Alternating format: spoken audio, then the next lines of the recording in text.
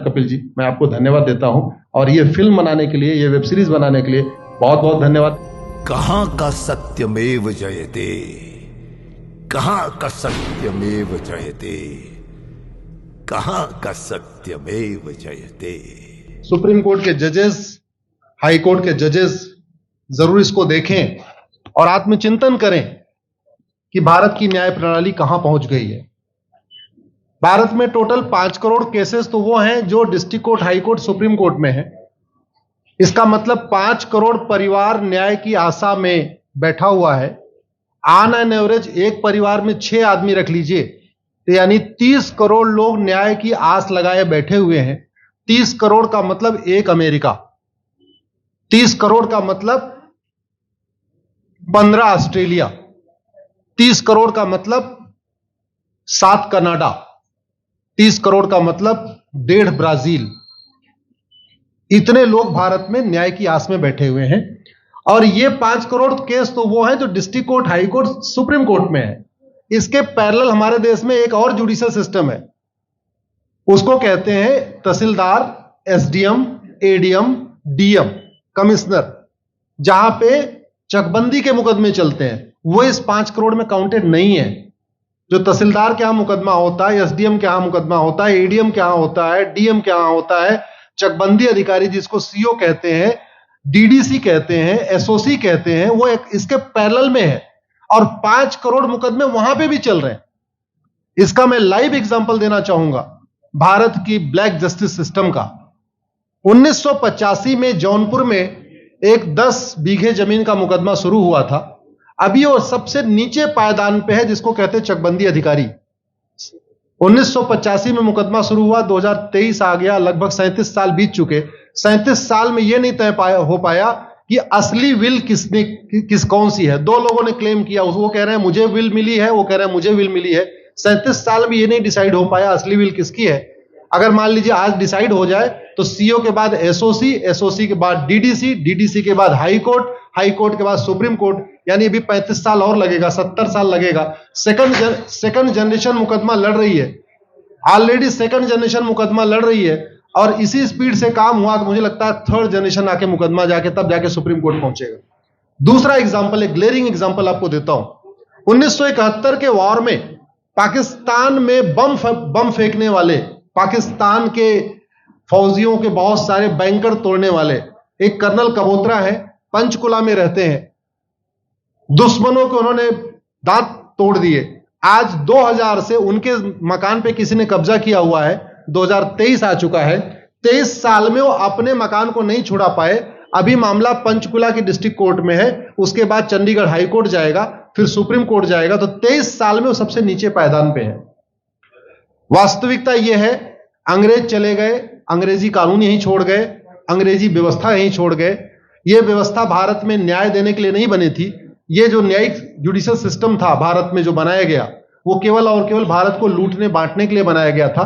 चूंकि कानून वही चल रहा है, जुडिशियल सिस्टम वही चल रहा है, इवन हमारा ड्रेस भी वही चल रहा है।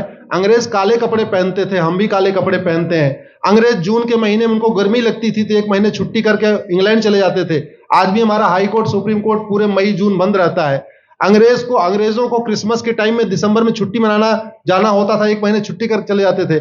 आज भी हमारी हाई कोर्ट, सुप्रीम कोर्ट दिसंबर में, क्रिसमस के टाइम में 15 दिन 20 दिन बंद हो जाती है। तो सोच वही है, किताबें वही है, व्यवस्था वही है, कानून वही है, तो स्वाभाविक सी बात है जस्टिस होगा कहां से? जस्टिस कैसे होगा? हम 2023 में 1860 का इंडियन पिनल कोड लेके घूम रहे, 1861 का पुलिस एक्ट लेके घूम रहे, गवाहों के बयान 1872 के कानून से हो रहे। हमने सब कुछ वर्ल्ड क्लास कर लिया, लेकिन अपने जस्टिस सिस्टम को कंपेयर करने की कोशिश ही नहीं किया। जितने में एक एयरपोर्ट बनता है, एक एयरपोर्ट बनाने में 25,000 करोड़ की लागत आती है। अगर हमारी सरकारों ने एक एयरपोर्ट की कीमत जुडिशियल सिस्टम पे खर्च कर दिया होता तो हमारी न्यायिक व्यवस्था अच्छी हो गई होती। आज घटिया, चूंकि अकाउंटेबिलिटी नहीं है, जुडिशियल सिस्टम में कोई अकाउंटेबिलिटी नहीं है। किसी के साथ न्याय हो जाए, अन्याय हो जाए, कोई फर्क नहीं पड़ता। निर्दोष को जेल हो जाए, जज की कोई अकाउंटेबिलिटी नहीं। दोषी को बेल हो जाए, जज की कोई अकाउंटेबिलिटी नहीं। लाख लोग जेल में सड़ रहे हैं, लाखों धोखेबाज भ्रष्टाचारी बाहर घूम रहे हैं, मूल कारण है ब्लैक जस्टिस सिस्टम। आपने बहुत अच्छा आपने इस पे वेब सीरीज बनाया है, और इस देश में world class airport, world class highway, world class shopping mall, सब कुछ वर्ल्ड क्लास बना लिया। इनफैक्ट अपना मोबाइल का डेटा सुरक्षित रखने के लिए हमारे सांसद, विधायक, जज आईफोन भी यूज करते हैं। अमेरिका का आईफोन यूज करते हैं हमारा डेटा सुरक्षित हो जाए, लेकिन भारत सुरक्षित हो जाए उसके लिए यह नहीं देखते कि जापान में कौन सा कानून है, अमेरिका में कौन सा कानून है, सिंगापुर में क्या अच्छा चल रहा है। कनाडा में रेंट का मामला एक डेट में खत्म होता है। सिंगापुर में अभी कुछ दिन पहले एक व्यक्ति के पास 900 ग्राम गांजा पाया गया, उसको फांसी हुई है। दोबारा वहां ड्रग स्मगलिंग होगी क्या? तो भारत में चाहे वो ड्रग स्मगलिंग है, माफिया राज है, ह्यूमन ट्रैफिकिंग है, इन सब के लिए हमारा जस्टिस सिस्टम जिम्मेदार है।